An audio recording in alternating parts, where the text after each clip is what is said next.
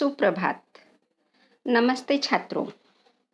तो हमने शब्दों के भेद, इसमें विकारी शब्द या सव्यय में संज्ञा, सर्वनाम, विशेषण, क्रिया किसे कहते हैं यह देखा है। आज हम अव्यय, जिसे हम अविकारी शब्द भी कहते हैं, और अव्यय पर 1 मार्क का सवाल आपको परीक्षा में आता है।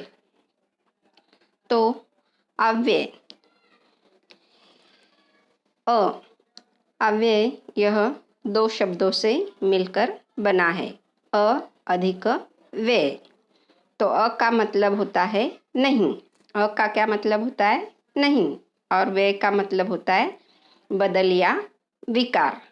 तो बदल या विकार जिसमें जिन शब्दों में नहीं होता है, तो जिन शब्दों में लिंग, वचन, कारक के कारण कोई परिवर्तन नहीं होता है, उन्हें अव्यय या अविकारी शब्द कहा जाता है।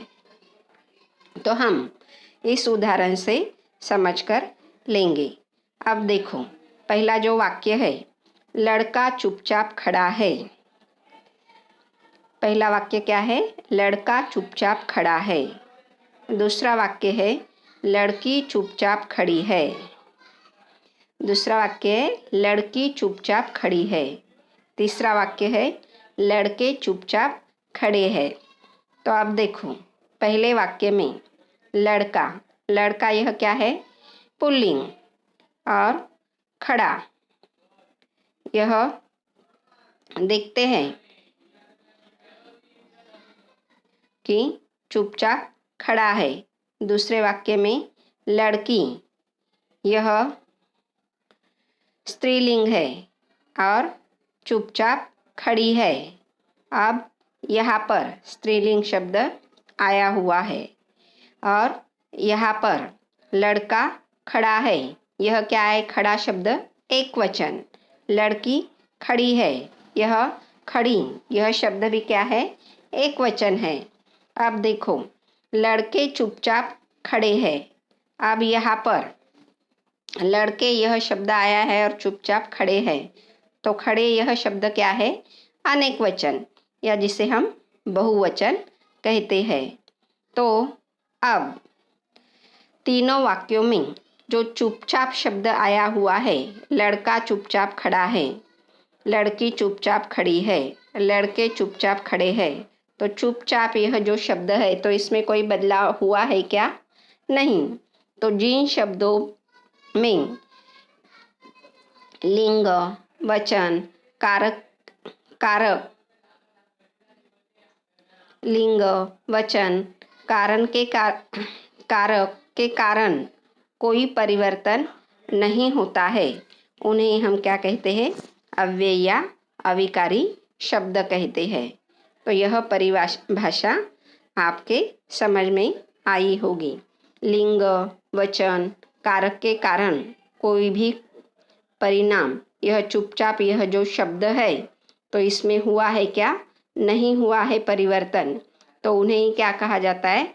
अव्यय या अविकारी शब्द कहा जाता है। तो अव्यय के 4 भेद हैं। कितने भेद हैं? 4 भेद हैं। तो पहला प्रकार, जिसे हम प्रकार भी कहते हैं, क्रिया विशेषण अव्यय, संबंध बोधक अव्यय, समुच्चय बोधक अव्यय, विस्मयादि बोधक अव्यय।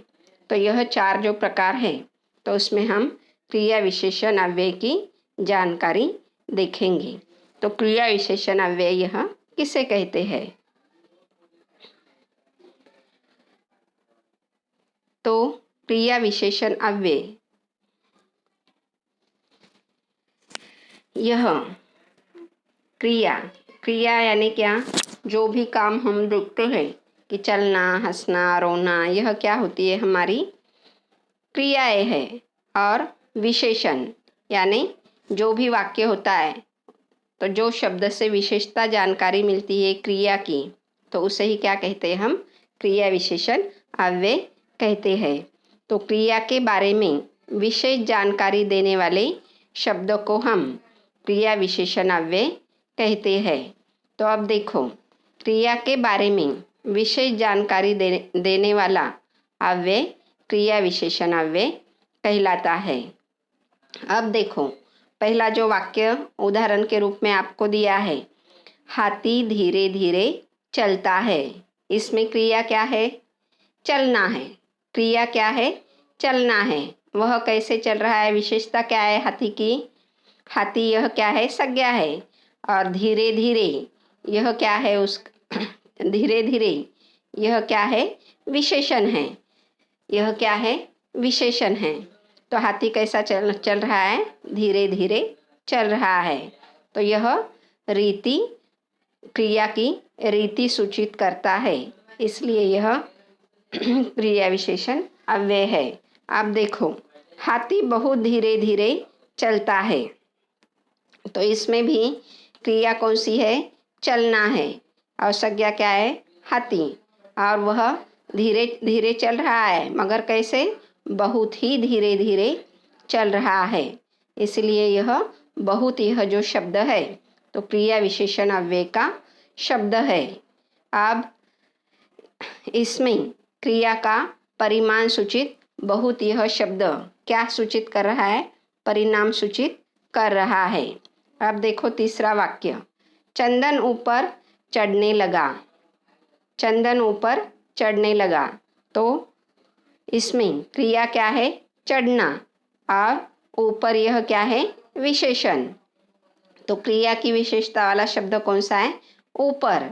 तो इसलिए यह ऊपर, यह शब्द क्रिया विशेषण अव्यय का शब्द है। तो यह क्रिया का स्थान सूचित करता है। क्या सूचित करता है? स्थान सूचित करता है। अब आज रविवार है, तो यहाँ पर आज यह क्या है? क्रिया विशेषण अव्यय है। तो क्रिया का काल, जिसे हम समय कहते हैं, तो इसमें सूचित हो रहा है। तो यह इसे ही क्रिया के बारे में विशेष जानकारी देने वाले शब्दों को हम क्या कहते हैं? अव्यय को हम क्रिया विशेषण अव्यय कहते हैं। अब क्रिया विशेषण अव्यय यह जो है, तो इनके 4 प्रकार है। कालवाचक क्रिया विशेषण अव्यय, स्थानवाचक क्रिया विशेषण अव्यय, दिशावाचक क्रिया विशेषण अव्यय, रीतिवाचक क्रिया विशेषण अव्यय। मगर यह प्रकार आपको परीक्षा में आते नहीं है, मगर इनके जो शब्द है तो वह शब्द आते हैं, मगर आपको आंसर में लिखना है क्रिया विशेषण अव्यय। तो क्रिया विशेषण अव्यय वह वाक्य होने के बाद, तो इनके प्रकारों की भी जानकारी हम लेते हैं। तो क्रिया विशेषण अव्यय के उपभेद यानी प्रकार।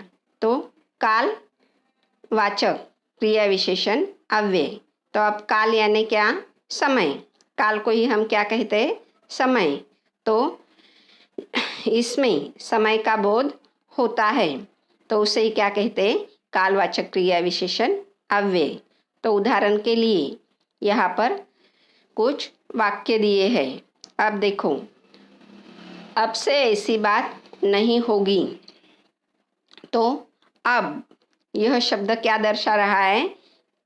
काल दर्शा रहा है। अब यह शब्द क्या दर्शा रहा है? काल दर्शा रहा है। काल का बोध हो रहा है अब शब्द से। तो अब से ऐसी बात नहीं होगी। दूसरा वाक्य है, ऐसी बात सदा से होती रही है। तो सदा यह शब्द है। सदा यानी क्या? हमेशा।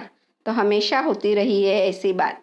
तो सदा यह शब्द जो है, तो हमें समय का बोध करा रहा है। तो इसलिए यह कालवाचक क्रिया विशेषण अव्यय का उदाहरण है। तीसरा है, वह कब आया मुझे पता ही नहीं चला। तो कब, कब यह जो शब्द है, तो इसमें भी समय का बोध होता है। तो ऐसे जो शब्द होते हैं, आज, कल, तुरंत, पीछे, पहले, अब, जब, तब, कभी कभी, अब से, नित्य, जब से, सदा से, अभी, तभी, आजकल और कभी। तो ऐसे यह जो शब्द होते हैं तो यह कालवाचक क्रिया विशेषण अव्यय के यह शब्द उदाहरण के रूप में आपको यहाँ पर दिए हुए हैं। अब दूसरा प्रकार देखो, स्थानवाचक क्रिया विशेषण अव्यय। तो स्थान कहते ही हमें किसका बोध होता है? तो जहाँ पर क्रिया हो रही है उसका बोध होता है, उसे ही क्या कहते हैं? स्थानवाचक क्रिया विशेषण अव्यय। तो क्रिया कहाँ हो रही है, इसका हमें जो बोध होता है तो उसे ही स्थानवाचक क्रिया विशेषण अव्यय कहा जाता है। जैसे उदाहरण के रूप में यहाँ, वहाँ, कहाँ, जहाँ, यहाँ से, वहाँ से, इधर, उधर। अब देखो, वह यहाँ नहीं है तो यहाँ है क्या? वह हम घर पर है। तो यदि किसी का कॉल आता है और पूछता है कि मुझे इनसे काम है, तो हम क्या कहते हैं? वह यहाँ नहीं है। तो यहाँ स्थान का वह पता चल रहा है। वह कहाँ जाएगा? तो यह भी कहाँ जो शब्द है तो स्थानवाचक क्रिया विशेषण अव्यय का शब्द है। वहाँ कोई नहीं है। अब कहाँ कोई नहीं है? तो वहाँ कोई नहीं है, इससे यह स्थान का पता चल रहा है। जहाँ तुम हो वहाँ मैं हूँ। तो अब देखो, यहाँ पर जहाँ और वहाँ यह दोनों शब्द क्या है? स्थानवाचक क्रिया विशेषण अव्यय के यहाँ पर आए हुए हैं। जो तीसरा प्रकार है दिशावाचक क्रिया विशेषण अव्यय। तो दिशावाचक क्रिया विशेषण अव्यय में दिशा का बोध होता है। जैसे इधर वह नहीं आया। कहाँ पर नहीं आया? इधर वह नहीं आया। वह दूर से आया है। मेरे दाहिने हाथ में घड़ी है। तो इधर, दूर, दाहिने यह क्या सूचित करते हैं? इधर, उधर, जिधर, दूर, परे, अलग, दाहिने, बाएं, आर पार। तो यह दिशावाचक क्रिया विशेषण अव्यय के कुछ शब्द है यहाँ पर दिए हुए। अब अगला प्रकार है रीतिवाचक क्रिया विशेषण अव्यय। तो इस अव्यय, रीति यानी क्या? तो क्रिया के ढंग या तरीका यह जो होता है तो उसे ही रीति कहते हैं। तो हम देखते हैं कि रीति यानी क्या? कोई ढंग या तरीका। तो जिसका हमें ढंग या तरीके का बोध होता है तो उसे ही रीतिवाचक क्रिया विशेषण अव्यय कहा जाता है। अब यहाँ पर शेर तेज भागता है। तो शेर कैसे भागता है? तेज भागता है। तो शेर के ढंग का या तरीके का इससे पता चल रहा है, इसलिए यह तेज शब्द क्या है? रीतिवाचक क्रिया विशेषण अव्यय है। अचानक मेरे सामने शेर आ गया। वह कैसे आया है? अचानक। तो यहाँ पर अचानक यह जो शब्द है तो वह रीतिवाचक क्रिया विशेषण अव्यय का शब्द है। लगातार बारिश हो रही है। बारिश कैसे हो रही है? लगातार हो रही है। तो लगातार यह शब्द क्या है? ढंग, बारिश का किस तरह से हो रही है उसके ढंग का हमें पता चल रहा है, तरीके का पता चल रहा है ऐसे शब्दों से। तो वह लगातार बारिश हो रही है, इसलिए वह रीतिवाचक क्रिया विशेषण अव्यय का शब्द कौन सा है? लगातार। उसी तरह और भी शब्द रीतिवाचक क्रिया विशेषण अव्यय के है। तेज, धीरे धीरे, अचानक, एकाएक, सहसा। तो यह रीतिवाचक क्रिया विशेषण अव्यय के कुछ शब्द यहाँ पर दिए हुए हैं। तो यह जो रीति क्रिया विशेषण अव्यय के जो 4 प्रकार है तो हम देखते हैं। तो यह क्रिया विशेषण अव्यय जो है तो एग्ज़ाम में आप धीरे धीरे यह जो शब्द है तो उस पर नीचे अंडरलाइन खींची हुई होंगी और आपको पहचानना है कि वह अव्यय कौन सा है। तो क्रिया विशेषण अव्यय। यदि अब यह जो 4 प्रकार है अव्यय के, क्रिया विशेषण अव्यय, संबंध बोधक अव्यय, समुच्चय बोधक अव्यय, विस्मय आदि बोधक अव्यय, तो चारों प्रकारों में से कौन सा भी एक वाक्य आपको वाक्य दिया जाएगा। वाक्य के नीचे जो भी अव्यय का प्रकार है उसके नीचे शब्द के नीचे अंडरलाइन खींची होगी और आपको अव्यय का प्रकार वहाँ पर लिखना होता है। तो यह क्रिया विशेषण अव्यय यहाँ पर पूर्ण होता है। तो समझ में आया क्रिया विशेषण अव्यय किसे कहते हैं।